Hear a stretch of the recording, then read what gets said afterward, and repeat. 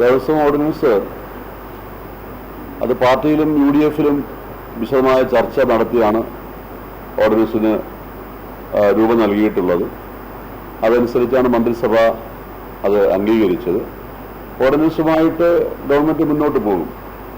അപ്പോൾ ഗവൺമെൻറ് സമീപനം എന്ന് പറയുന്നത് ക്ഷേത്രകാര്യങ്ങളിൽ ഈശ്വര വിശ്വാസികൾ ആ കാര്യങ്ങൾ കൈകാര്യം ചെയ്യണം എന്നുള്ളതാണ്.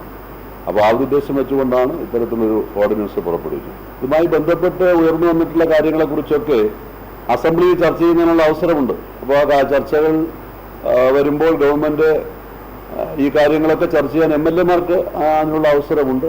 ഈ കാര്യങ്ങളെക്കുറിച്ചൊക്കെ ഇപ്പോൾ വനിതാ സംവരണം പിന്നെ ഇതിനകത്ത് നേരത്തെ തന്നെ ഉണ്ടായിരുന്ന നിയമത്തിൽ 3 അംഗങ്ങൾ നിയമിക്കുക എന്നുള്ളതായിരുന്നു. അന്ന് വനിതാ സംവരണവും മറ്റു SC/ST സംവരണമൊന്നും ഉണ്ടായിരുന്നില്ല.